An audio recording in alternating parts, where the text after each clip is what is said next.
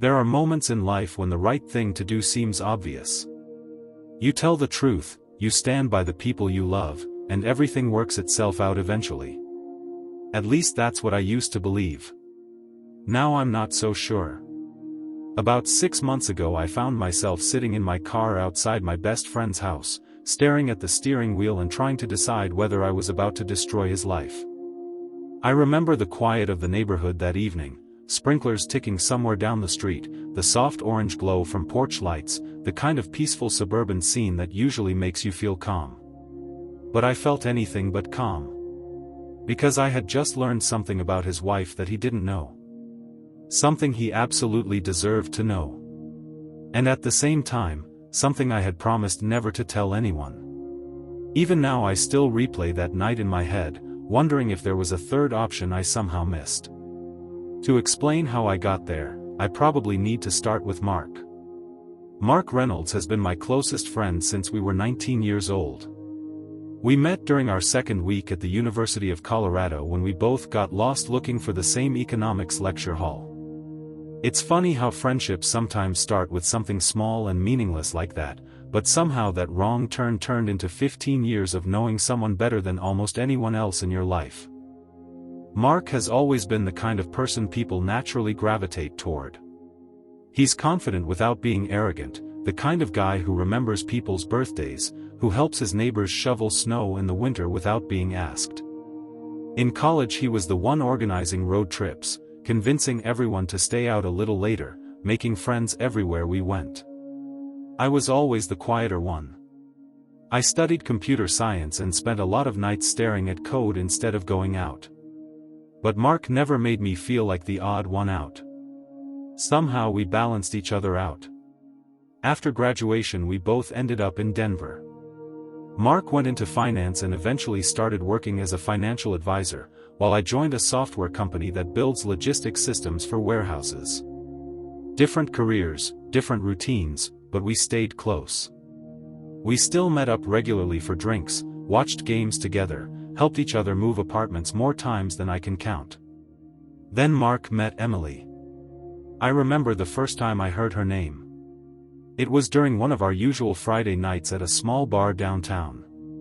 Mark was halfway through telling a story about a new client when he suddenly stopped mid-sentence and said, almost absent-mindedly, "I met someone this week." At the time that didn't sound unusual. Mark dated quite a bit back then. But there was something different about the way he said it. "Her name's Emily," he added a moment later. I asked the usual questions, where they met, what she did for work, but Mark didn't give many details. What I remember most clearly is the look on his face. It wasn't the casual excitement of someone who had just started dating. It was quieter than that, more thoughtful. About a month later I met her. We all went to dinner at a small Italian restaurant not far from the park where Mark lived at the time. Emily arrived a few minutes late, apologizing as she slipped into the seat across from me. I remember noticing right away that she had this calm way of speaking, like she chose her words carefully. Not shy exactly, just thoughtful. Over the course of that dinner it became obvious why Mark liked her so much. Emily listened closely when people spoke. She asked questions.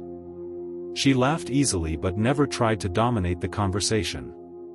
By the end of the evening I had the distinct impression that she was one of those people who quietly understood more than she said. After that, the three of us spent time together fairly often. Sometimes it was just casual things, grabbing coffee, going for hikes in the mountains, watching movies at Mark's place. Other times we met up with larger groups of friends. Emily fit naturally into Mark's life, and before long it felt strange remembering a time when she hadn't been part of it. 2 years later they got married. The wedding took place in early autumn outside Boulder. It was one of those clear Colorado days where the sky looks impossibly blue and the mountains seem closer than usual. I stood beside Mark as his best man while he said his vows, and I remember thinking that I had rarely seen him look so certain about anything. Marriage suited them. They bought a small house in a quiet neighborhood about 20 minutes outside downtown Denver. Mark's career continued to grow, and Emily worked in marketing for a healthcare company that had recently expanded. Their life wasn't flashy, but it was comfortable. The kind of stable life most people are quietly hoping to build. For a long time, nothing about their relationship ever raised a red flag for me. That's why the first strange moment felt so insignificant at the time. It happened about 2 months ago during one of my usual dinners with Mark. We had gone to a burger place near his office after he finished work. The restaurant was busy, televisions playing a basketball game none of us were really watching. We were talking about normal things, work stress, vacation plans, random news stories, when Mark suddenly became unusually quiet. At first I assumed he was just tired. But after a while I noticed he kept checking his phone. Finally I asked, "Everything okay?" He looked up, almost like he'd forgotten I was sitting there. "Yeah," he said quickly. "Just work stuff." Normally that would have been the end of it, but something about the way he said it didn't feel convincing. Mark wasn't usually the type to brush things off. A few minutes later he put his phone down and leaned back in the booth. "Can I ask you something kind of weird?" he said. "Sure." He hesitated for a moment, as if deciding whether the question was worth asking. Have you ever had the feeling that something in your life has shifted, but you can't figure out exactly what changed? It was such an oddly specific question that I laughed. "Sounds like a midlife crisis," I said. He smiled faintly, but it didn't quite reach his eyes. "Maybe." I waited, assuming he would explain what he meant. But he didn't. Instead he picked up his drink and stared out the window for a few seconds. Eventually he said, almost casually, "Emily's been a little distant lately." That caught my attention. "In what way?" "I don't know," he admitted. "Nothing obvious. She just seems distracted a lot. Like she's thinking about something she doesn't want to talk about." Relationships go through phases, so I didn't think too much of it at first. Work stress alone can make people seem distant for weeks. "Have you asked her about it?" I said. "Yeah," he replied. "She says it's just work." "And you don't believe her?" Mark shrugged. "I believe she thinks that's the reason." It was such a strangely worded answer that I looked at him more closely. "What does that mean?" He rubbed the back of his neck, a habit he had whenever he was uncomfortable. "I don't know," he said quietly. "I guess I just feel like something's going on that she hasn't told me yet." At the time, I didn't realize how important that conversation would become.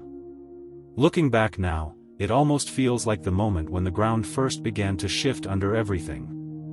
Because only a few days later, Emily sent me a message she was never supposed to send. And from that moment on, the secret she was trying to carry alone, somehow became mine too.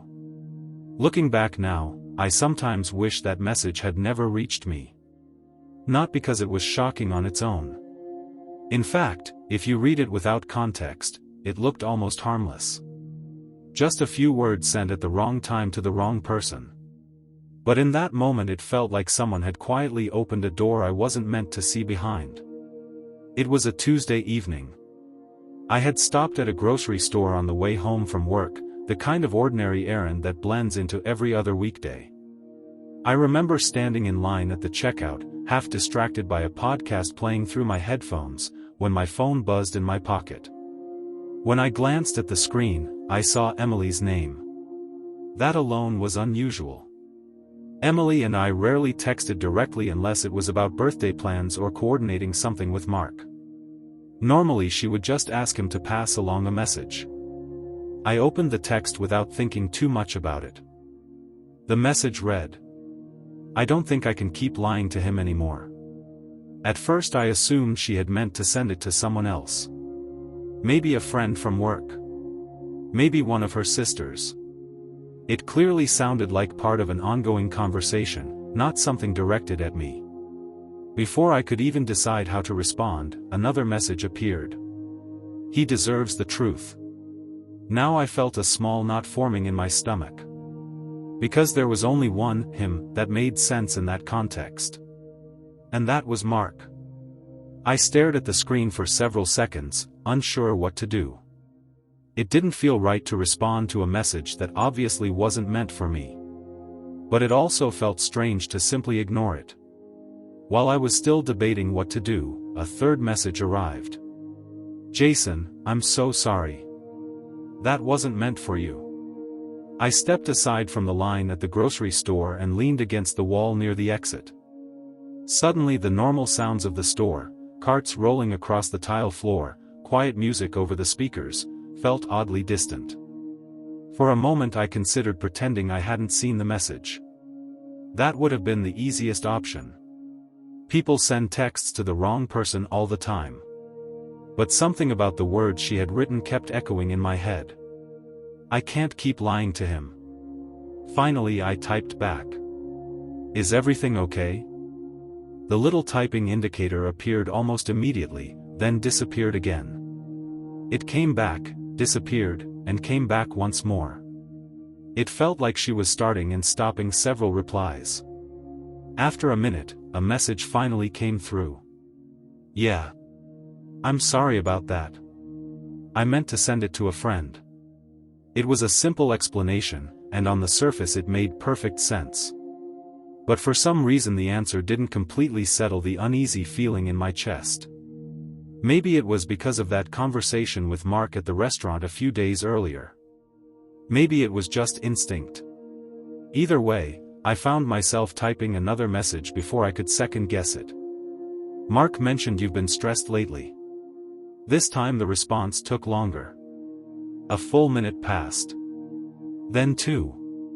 When her reply finally appeared, it wasn't what I expected. Did he say anything else? I thought about Mark's words that night, the way he had described her seeming distant, distracted, but I didn't want to create unnecessary tension by repeating things that might not mean anything. "No," I wrote. "Just that work has been busy for you." There was another pause. Then Emily sent one more message. "Jason, can I ask you something honestly?" "Sure."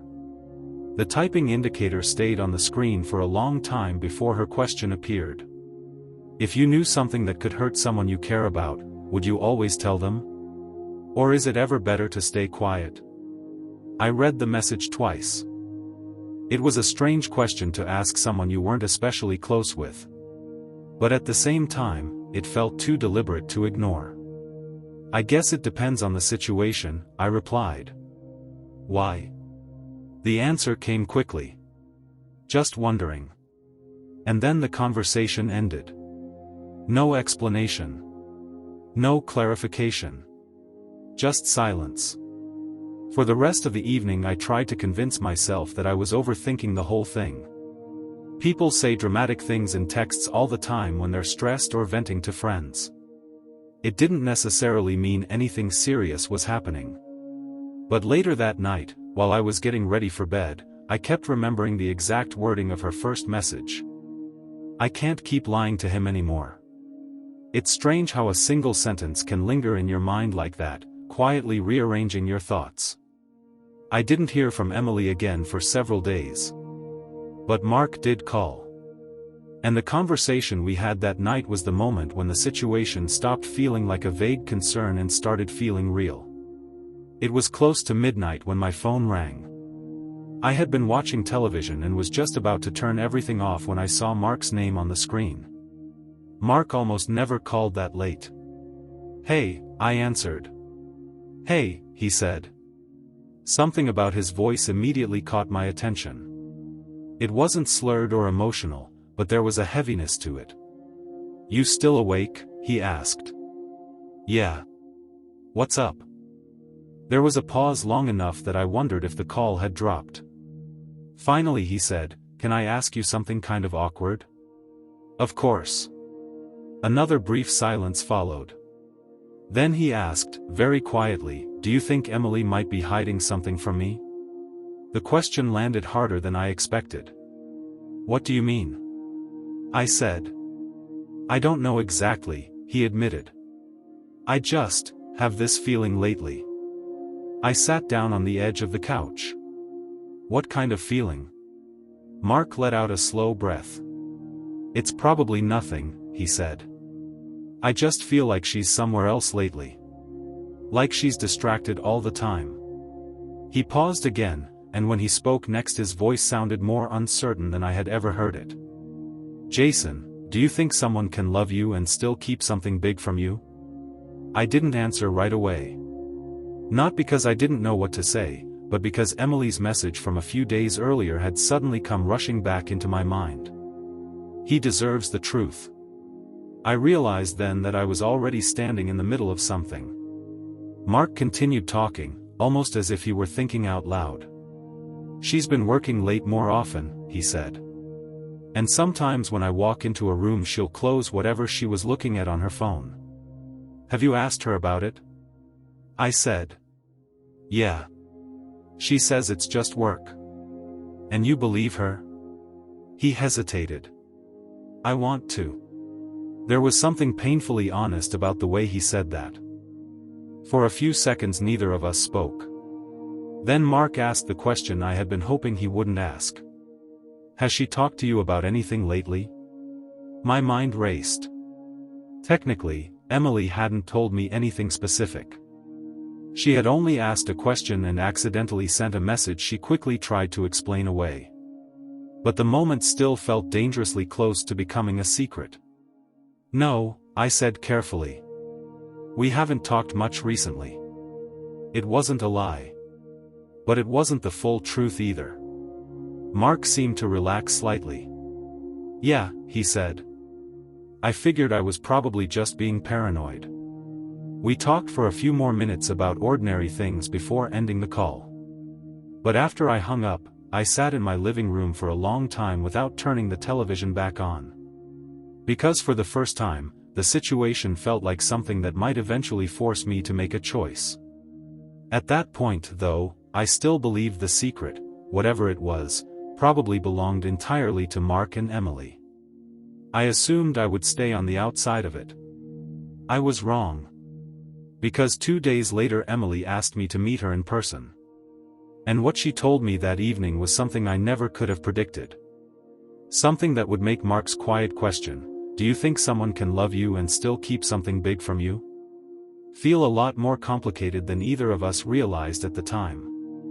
When Emily asked if we could meet, I had the strange feeling that the moment I had been quietly dreading had finally arrived. Her message came in the middle of a workday. "Jason, do you have time to talk tonight? In person?" There was nothing dramatic about the wording, but after the conversations I'd had with both her and Mark over the previous week, it immediately felt significant. I stared at the message for a while before replying.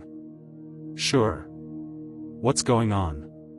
Her answer came a few minutes later. "I'd rather explain when we meet." That was enough to make my stomach tighten. We agreed to meet at a small cafe not far from her office. It was a quiet place I had been to once or twice before, the kind of spot where people worked on laptops or had long conversations without much background noise. If someone wanted privacy without making it obvious, it was a good choice. When I arrived that evening, Emily was already there. She was sitting at a table near the window with a cup of tea in front of her, but it looked like she hadn't touched it. She had both hands wrapped around the mug as if she was trying to warm them. When she saw me, she gave a small smile. "Thanks for coming," she said. "Of course."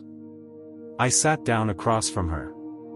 For a few seconds neither of us spoke. The quiet between us felt heavier than usual, like both of us understood that whatever we were about to discuss wasn't going to be a casual conversation. Finally I said, "You sounded serious in your message." Emily nodded slowly. "I guess I did." She looked down at the table for a moment, then back at me. "Jason, I need to tell someone the truth. And you're the only person I could think of who might understand how complicated this is." That wasn't exactly the role I wanted, but I could already tell she had thought about this carefully. "What kind of truth?" I asked. Emily took a slow breath before answering. "You remember a few days ago when I accidentally sent you that message?" I nodded. "The one about lying to Mark?" Yes. She was quiet for a moment after that, like she was gathering the courage to continue. When I said that, I wasn't talking about cheating, she said. I hadn't actually mentioned cheating, but the fact that she brought it up told me she knew exactly where my mind had gone. So what were you talking about? I asked. Emily stared at the tea in her hands. For the last year, she said slowly, I've been keeping something from Mark. The words hung between us. I didn't interrupt. It was clear she needed to say it in her own way. He thinks everything in our life has been normal, she continued. Work, the house, our plans for the future. But the truth is, something happened last year that changed everything for me. She paused again, and for a moment I wondered if she might stop there. Instead she looked up and met my eyes. Last spring I found out that Mark had been hiding something from me. That was the first thing she said that genuinely surprised me. What do you mean? I asked. Emily's expression wasn't angry. If anything, it looked tired, the kind of exhaustion that comes from carrying a question for too long. I found out he had been meeting someone from his office, she said. The words landed heavily. Meeting someone how? I asked carefully. Lunches. Drinks after work. A lot of private messages. She hesitated before adding, I don't know if it ever became physical. I never found proof of that. But emotionally, it felt like it was heading there. I tried to process what she was saying. Mark had always seemed completely devoted to her. The idea of him quietly drifting towards something like that didn't match the image I had of him. Did you confront him? I asked. Emily shook her head. No. That answer surprised me even more. Why not? She took a slow breath. Because the way I discovered it was an accident. I was using his laptop one night and one of his messages popped up on the screen. I read enough to understand what was happening, but not enough to know how far it had gone. So you just stayed quiet? Yes. Why? For the first time her voice trembled slightly. Because I was afraid of what the truth would do to us. She looked down again. Mark has always believed that our marriage is this perfectly stable thing. He's proud of it. Proud of us. I realized that the moment I confronted him, that image would shatter. I leaned back slightly in my chair, trying to take it all in. So instead you kept pretending everything was normal. At first, yes, she said quietly. But that's where the story gets complicated. She paused again, and something about the way she looked at me made it clear that we hadn't reached the real secret yet. About 3 months after I found those messages, Emily continued, something happened that I never expected. She hesitated, then said the words that finally made the entire situation shift in my mind. I found out I was pregnant. I blinked in surprise. Mark doesn't know? I asked. Emily shook her head slowly. I lost the baby before I ever told him. The cafe suddenly felt very quiet. I'm sorry, I said. She nodded, but her expression suggested that the loss itself wasn't the part that had changed everything. That experience forced me to look at our marriage differently, she continued. For weeks I kept thinking about the messages I had seen on Mark's computer. About the fact that he had never told me the truth about them.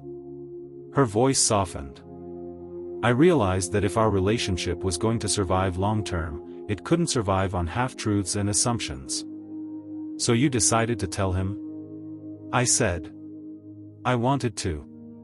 Emily looked at me again, her eyes steady. But before I could, something else happened.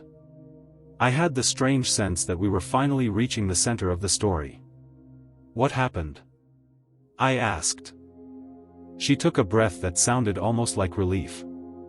I found out who the woman from his office was. I waited. Emily continued quietly. It was someone you know too. I felt a flicker of confusion. Someone I know? She nodded. The woman Mark had been meeting was your sister, Rachel. For a moment I honestly thought I had misunderstood her. My sister? I repeated. Emily didn't look away. Yes. The words settled slowly, like pieces of a puzzle rearranging themselves in a way I hadn't expected. Rachel had moved to Denver 2 years earlier for a job in marketing. And Mark worked with marketing clients all the time. The connection suddenly felt disturbingly plausible. I didn't know what to do with that information, Emily said gently. Because suddenly the situation wasn't just about my marriage anymore. It involved your family too. My mind was racing now. So you've been carrying all of this alone for a year? I asked. Yes. And Mark still doesn't know you saw those messages? No. And my sister doesn't know that you know? Exactly. For several seconds neither of us spoke. Finally I asked the question that had been forming in my mind since the beginning of this conversation. Why are you telling me now? Emily looked out the window for a moment before answering. Because I can't keep living like this, she said quietly. Every time Mark talks about the future, I feel like I'm standing on a secret that could break everything. She turned back toward me. And I realized that whatever happens next, you deserve to know the truth too. Because the choice I make is going to affect your life as much as ours. I understood what she meant immediately. If she told Mark what she knew, my sister would be pulled into the middle of it. If she stayed silent, the lie would continue. And now that I knew the truth, I wasn't just a bystander anymore. Emily's voice softened. When I asked you that question in the message, about telling the truth versus protecting someone, this is what I meant. The weight of the situation finally settled fully on me. For years I had believed loyalty was simple. You stand by your friends. You protect the people you care about. But sitting there in that quiet cafe, I realized something much harder. Sometimes loyalty to one person means betraying another. And the truth, once you know it, has a way of demanding to be acknowledged. Emily finished her tea and placed the cup gently on the table. I'm going to tell Mark, she said. Not angrily. Not dramatically. Just with quiet certainty. I don't know what will happen after that, she continued. But I know I can't keep pretending. I nodded slowly, though my thoughts were still spinning. Because if she told Mark everything, my best friend would discover not only that his wife had been hiding the truth from him for a year. He would also discover that the person involved in his secret was my sister. And suddenly the question that had once sounded theoretical felt painfully real. When the truth has the power to destroy multiple lives at once, is honesty still the right choice? Even now, months later, I'm still not sure anyone in that story walked away without losing something important. But one thing I know for certain is this. The moment you become the person who knows the truth, silence stops being neutral. And every choice after that changes something forever.